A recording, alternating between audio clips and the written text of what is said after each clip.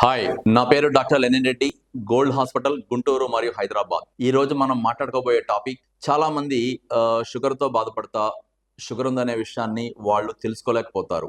బీపీతో బాధపడతా, బీపీ ఉందనే విషయాన్ని తెలుసుకోలేకపోతారు. ఎందుకు అంటే ఇవి రెండు కూడా చాలా సైలెంట్గా ఉండి మనిషికి ఏ రకమైన ఇబ్బందిని కలగజేయకుండా లోపల లోపలే ఉంటాయి. వాళ్ళు అనుకుంటారు, నేనంతా చాలా ఫిజికల్గా ఫిట్గా ఉన్నాను, బ్రహ్మాండంగా ఉన్నాను, నాకు అసలు ఏ ఇబ్బంది ఉంది, నేను వెరీ యాక్టివ్గా ఫ్రెండ్స్ సరదాలు ఫుడ్ తింటాము, గేమ్స్ ఆడుకుంటాను అనుకుంటారు. కానీ కొద్ది మందిలో ఇన్సులిన్ యొక్క తయారీ తగ్గిపోవటము, బీటా సెల్స్ బాగా చనిపోవటము, లేదా ఇన్సులిన్ తయారైనా సరే బాడీలో ఆ ఇన్సులిన్ తీసుకునే కొన్ని రకాలైన రెసిస్టెన్స్ రావటంతో ఉండటంతో షుగరు అసలు ఏ లక్షణాలు లేని వాళ్ళకు కూడా 250, 300, 400 ఉంటున్న పరిస్థితి ఉంటుంది. అలాగే బీపీ అయితే మరింత దారుణంగా ఉంది పరిస్థితి. బీపీ పరిస్థితి అయితే బయట వీళ్ళు సొంతంగా మిషన్లతోనో లేకపోతే ఎక్కడో ఒక రకమైన ఆటోమేటిక్ వాటితోనో చూసుకుంటా ఉంటారు. అలా చూసుకోవడం తప్పనేది నా ఉద్దేశం కాదు. కానీ ఒక బీపీ లేని మనిషి మొట్టమొదటగా బీపీ ఉందా లేదని చెక్ చేసుకోవడానికి మాత్రం ఆ పరికరం అంత కరెక్ట్ కాదనేది నా యొక్క పర్సనల్ అభిప్రాయం. ఎందుకంటే బీపీ ఉందా లేదా అనేది ఒక చాలా నిపుణత, చాలా నైపుణ్యత కలిగిన డాక్టర్లు మాత్రమే.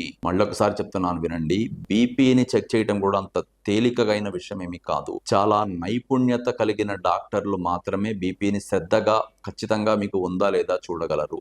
అంతేగాని డాక్టర్ల దగ్గర ఉండే వేరే స్టాఫ్ లేకపోతే వాళ్ళ అసిస్టెంట్లు ఎవరెవరో చూసిన దాన్ని కూడా బీపీ లేదు అని చెప్పినంత మాత్రం కూడా మనం నమ్మాల్సిన అవసరం లేదనేది. ఎందుకంటే నేను ఈ విషయాన్ని ఇంత బలంగా చెప్పడానికి కారణం, ఈ మధ్య కాలంలో గత 2-3 సంవత్సరాల్లో చాలా మంది చిన్న వయసు వాళ్ళు, 32, 31, 29, 30 ఏళ్ల వయసు వాళ్ళు కిడ్నీలు దెబ్బతినిపోయి గుండెపోటుకు గురయ్యి పక్షవాతానికి గురైన వాళ్ళు కొన్ని వందల వేల మంది గురించి మనం వింటున్నాము. నేనైతే పర్సనల్ గా కూడా చూశాను. వాళ్ళందరూ కూడా బీపీతోనే చనిపోతున్నారు. చనిపోయిన వాళ్ళు నాకు తెలిసిన వాళ్ళు ఏంటంటే బీపీ వాళ్ళకి 200 ఉంటుంది, 220 ఉంటుంది, కానీ ఏ లక్షణాలు ఉండవు. అసలు జీరో అంటే జీరో. వాళ్ళు పక్షవాతంతో గురై హాస్పిటల్కి వస్తారు. వాళ్ళకి ఏదో ఒక రకమైన కిడ్నీలు దెబ్బతినిపోయి క్రియాటినిన్ 6, 3, 4, 5 వస్తుంది. వాళ్ళు హాస్పిటల్కి వస్తారు. ఏంట్రా అంటే, లేదండి అసలు నాకు ఇంతవరకు ఎప్పుడు తెలియలేదు, నాకు బీపీ లేదు, మా నాన్నకి లేదు, మా తాతయ్యకి లేదు అంటాడు. దాంతో పాటు నాకు అసలు కోపమే రాదంటాడు, నాకు కళ్ళు తిరగట్లేదు అంటాడు, నేను చాలా సరదాగా ఉంటానంటాడు, ఇంకో రకంగా నాకేదో తలనొప్పి ఇప్పుడు రాదంటాడు.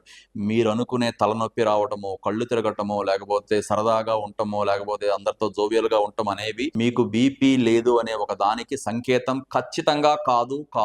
మీకు బీపీ ఉందో లేదో ఒక డాక్టర్ మాత్రమే, దట్టు చాలా నైపుణ్యత కలిగిన, చాలా ఓపిక కలిగిన డాక్టర్ మాత్రమే ఖచ్చితంగా మీకు బీపీ కరెక్ట్ గా చూడగలరు. అలాంటి వాళ్ళని వెతికి పట్టుకోవాల్సిన బాధ్యత కూడా మీదే. అలా బీపీ ఉండి బీపీ అనేది ఏముందో బయట ఎవరో ఒక స్టాఫ్ చూస్తారు, బయట ఎవరో పారామెడికల్ వాళ్ళు చూస్తారు, బయట ఎవరో నర్సింగ్ వాళ్ళు చూస్తారు. వాళ్ళు సరిగ్గా చూడరని కాదు, ఒక్కొక్కసారి కొన్ని మిస్ అవుతాయి అంతే. ఇక దానికి ఆ మాటకు అర్థం ఉంటే ఇక అందరూ అన్ని పనులు చేస్తారు, అలా కాదు కదా.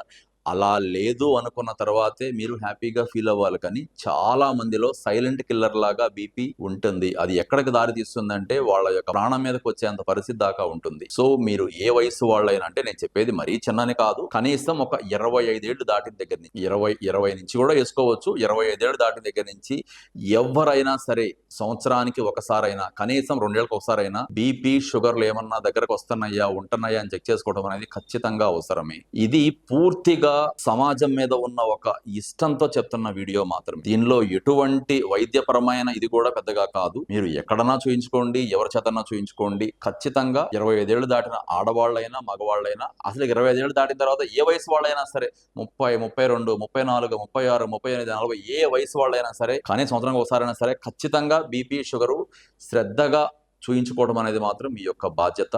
ఎందుకంటే ఒక్కసారి బీపీ షుగర్ వలన జరిగిన నష్టాలు కొన్ని మనం వింటంటే, గుండె జబ్బులని, గుండెపోట్లని, పక్షవాతాలని, కిడ్నీలు దెబ్బతినిపోవటం అని, ఎరెక్టైల్ డిస్ఫంక్షన్స్ అని, లేకపోతే ఒక రకమైన నరాల బలహీనత అని, తిమ్మిర్లు రావటం అని, రకరకాల సమస్యలు. ఒక రకంగా చెప్పాలంటే మన తెలుగులో ఒక సామెత ఉంది, గోటితో పోయేదాన్ని గొడ్డల దాకా తీసుకొచ్చామని చెప్పి. కరెక్ట్ గా అదే జరుగుతుంది. మీరు బీపీని షుగర్ని గనక ఉండి తెలుసుకోలేక లోపల గనక మీ లోపల అలాగే డ్యామేజ్ చేస్తా ఉంటే, గోటితో పోయేదాన్ని గొడ్డలి దాకా తెచ్చుకున్న సామెతలాగా తయారవుతారు. సో ఈ విషయంలో మాత్రం apart from all these things, దీనిలో ఎటువంటి లాభాపేక్ష కానీ ఇంకోటి కానీ లేదు. ఖచ్చితంగా with utmost respect to the society I'm giving an clear advice. Okay, thank you. Doctor Lenin Reddy, gold hospital, Guntur, Hyderabad.